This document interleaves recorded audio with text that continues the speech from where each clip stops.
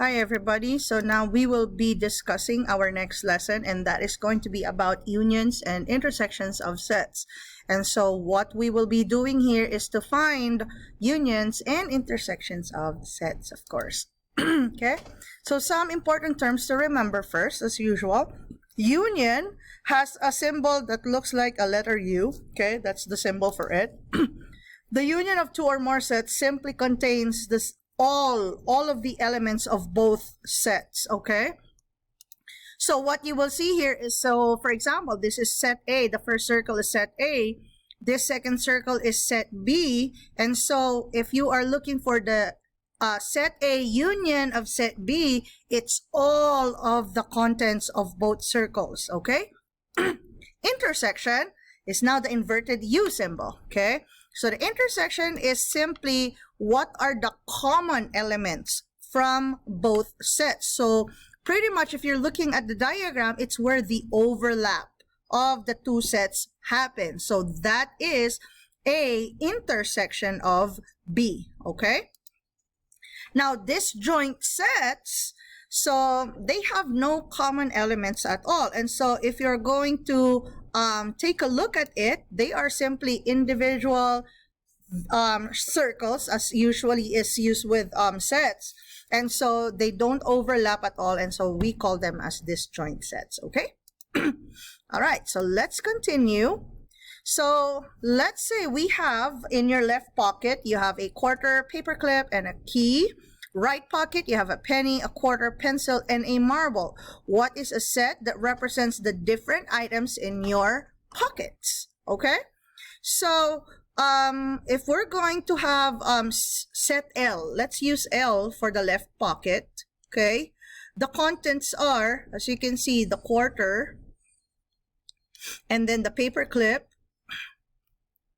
and then the key. All right, on the right pocket, on the other hand, you have a penny, a quarter, pencil, and a marble. So now it says here, what is a set that represents the different items in your pockets? It did not indicate whether it's left or right. It simply says collectively all your pockets. And so what we are going to look for here is going to be the union of the contents of both pockets. So we will have L union with set R. Okay, and that will include all of the items. So quarter, paper clip, key, penny. Now, quarter on the right pocket is already mentioned, so you do not have to rewrite it again. Okay, so no need to rewrite quarter for a second time. And then you have pencil, and then marble, and then you close the set. Okay, so simply union, combine all the elements of both mentioned sets. Okay, so why don't you try this next example on your own? Go ahead. All right, so as you can see here, both our sets are in in set builder notation. So it's better for us to have them in roster method. So P is a whole contains any element X that is a whole number less than 5. Again, if you will go back to when we discussed real numbers, whole numbers are your counting numbers including 0. So the numbers less than 5 are 0, 1, 2, 3, 4. Okay. Q is the set that contains Y, wherein Y is even and natural less than 5. So even, you already know, natural numbers, these are your counting numbers. So where do you start with natural numbers? You start counting with 1. So we do not include 0, okay, even though 0 is even. So with set Q, we only have 2 and 4. And so if we're looking for the union, it's going to be 0, 1, 2, 3, 4, okay? All right, next, let's have an example for intersection of sets. Okay, so X, set X has elements X is a natural number less than 19. Okay, set Y, wherein Y is an odd integer, and then set Z, wherein Z is a multiple of 6. So what is the intersection of X and Z? All right. So let's first have our different sets. Let's have them in roster method.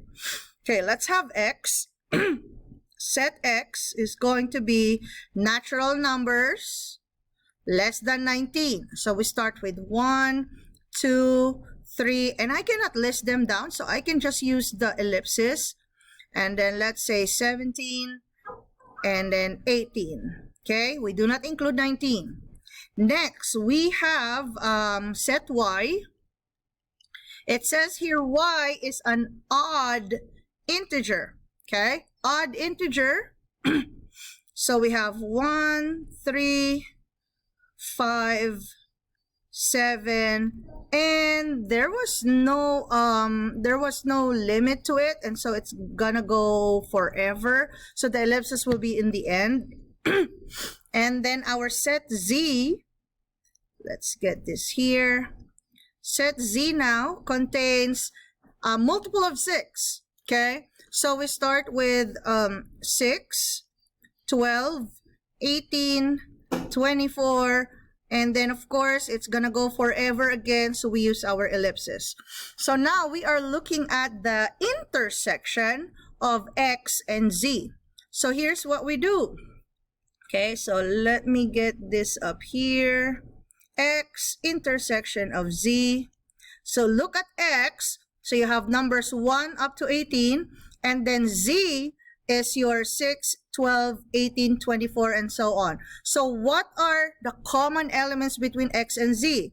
Well, we have 6, definitely. 12, 18 will be included. Do we have 24? No more, because 24 is not in set X. So this is our intersection. Okay? Now, let's have the next one. It says Y intersection of Z. So let's use a different color here. Y intersection of Z this time. So we look at these two numbers here. You know that the Y is all odd integers. So 1, 3, 5, 7, blah, blah, blah. Z, as you will notice, if you continue listing this down, you will notice that Z will always be an even number. Okay? So do we have any intersection between Y and Z? These are odds. Z is always even. So there will be no intersection. So that will be an empty set. Okay? No intersection. So you can have it as simply your empty set. Okay? Another way of writing empty set would be like a 0 like that, and then you put it with a slash on it. Okay?